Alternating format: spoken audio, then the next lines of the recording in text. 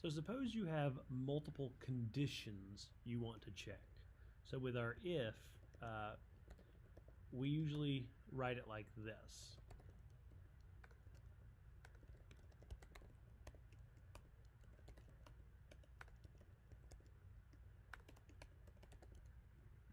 Here, logic is just what you want the program to do in that case. And the condition is a true or false, which remember is a Boolean, something that is true or false, is what your condition is. And your condition has to be true for that logic to happen. So here's a simple one, and we can say my age is 29, and we can say has license.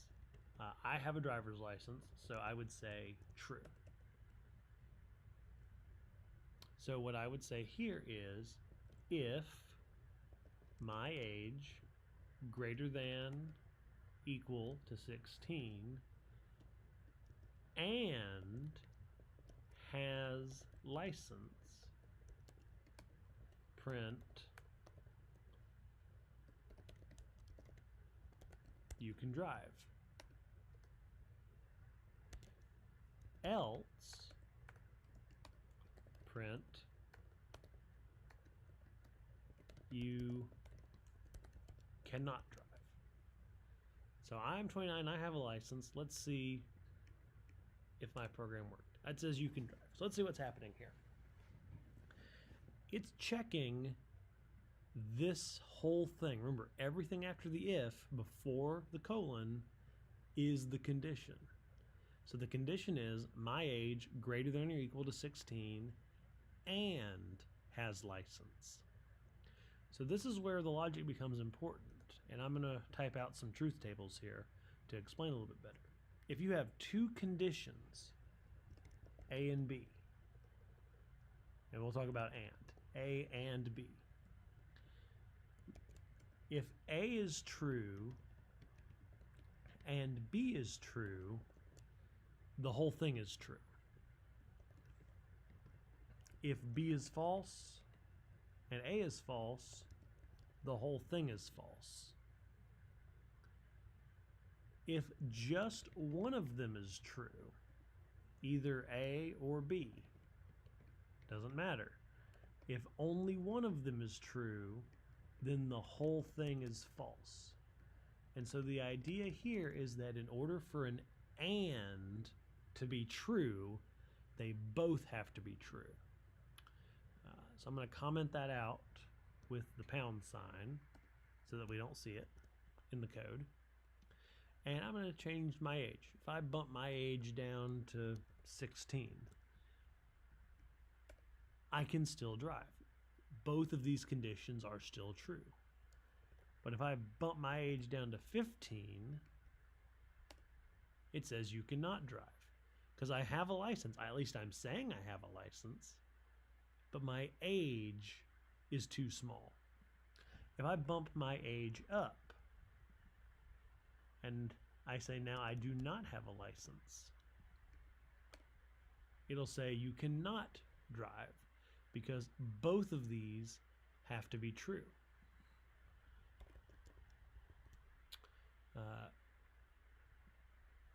So another case would be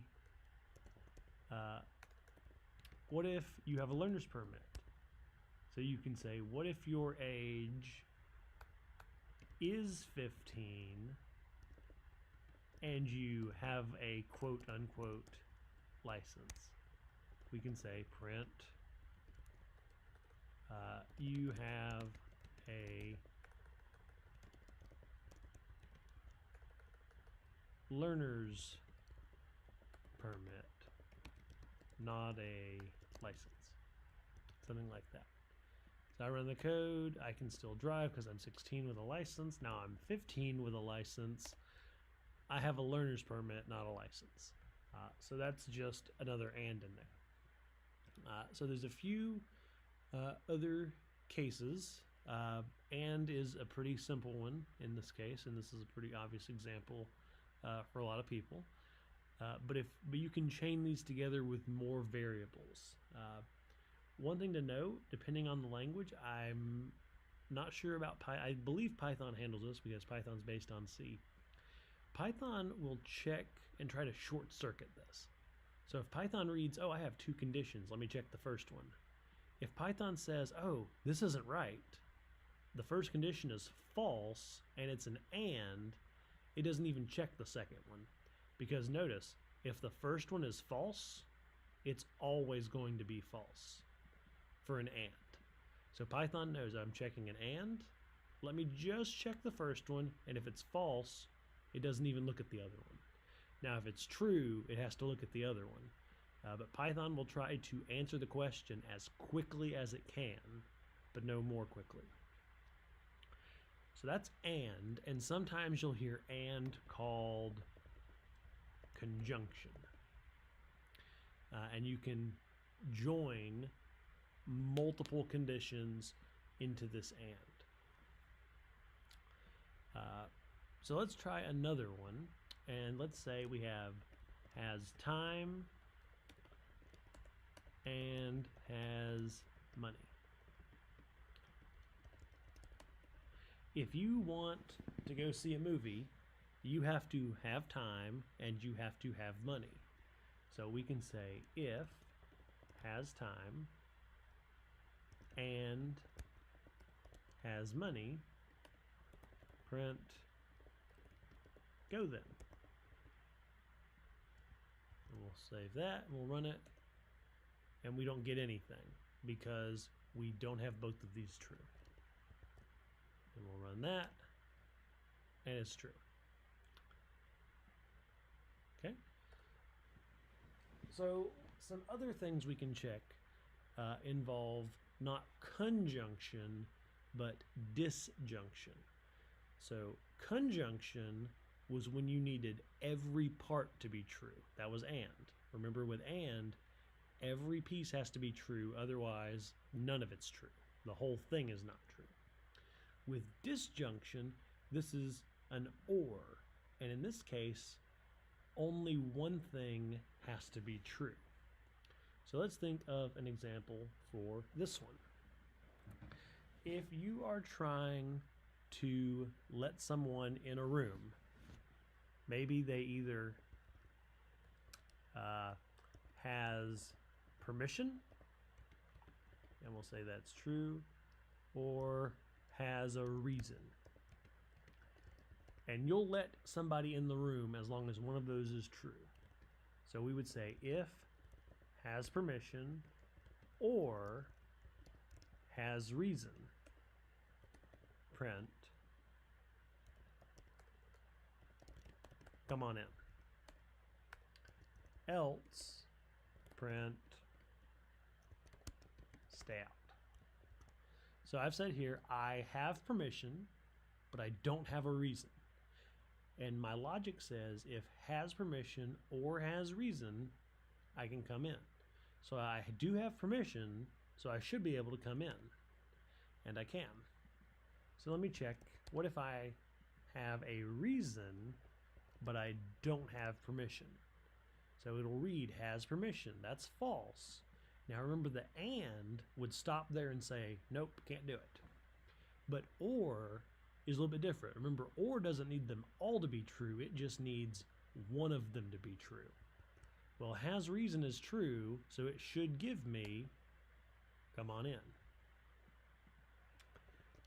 Now, if they're both true, it shouldn't matter if they're both true. Let's see. If I run it, I can come on in.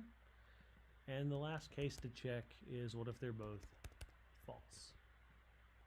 I'm going to run that, and it says stay out. So again, we've got A or B. And so we can say A is true or B is true. In that case, they're true. So if they're both true, the whole thing is true. If they're both false, the whole thing is false. So that's pretty similar. That's exactly how and behaved. Now, if A is true and B is false, well, or only needs one of them to be true, so that's true. But if A is false and B is true, well, OR only needs one of them to be true, so that's also true. So OR is different than AND. Remember, AND will stop as soon as it finds one thing false, because when ANDs are false, the whole thing's false. OR can stop as soon as it finds a true, because if the first thing is true, the whole thing is true. Now, if it finds a false, it has to keep checking. So that's the difference between AND and OR. Remember, use OR when it doesn't matter which one is right, as long as one of them is right. And you're going to use AND when you need everything to be true, not just the first or the first one you find. And you can build more complex logic with these ORs and these ANDs with your ifs and your elifs and your elses. We won't talk about that right now. It's a little bit beyond what we want to learn at this point, but that's what you can do with your conditionals. And by the way, the term that you'll hear a lot thrown out for this is called control flow. You'll also hear it called flow of control, because all of a sudden now we do this, then we do this. Our program has choices it can make. It can do this or it can do this, but notice it didn't do both. So you also hear the term branching. This is where the program becomes more of a logic construct, where you're trying to plan out exactly how it's going to behave. And so this is a big addition to your programming toolkit, is these conditionals. And so I will say that the last word here is a conditional, which is what we've been referring to. So we'll see conditionals in a lot of other places, but this is a really good use for Booleans. And notice it doesn't, from the other examples, it doesn't have to be a pure true or false value. It could be something like checking is 16 greater than 15 or less than 15, or is 16 greater than or equal to 15. It doesn't have to be one of these purely already made Booleans. But that's where we'll stop on branching, and I hope to be able to link to some more examples as well as some practice problems.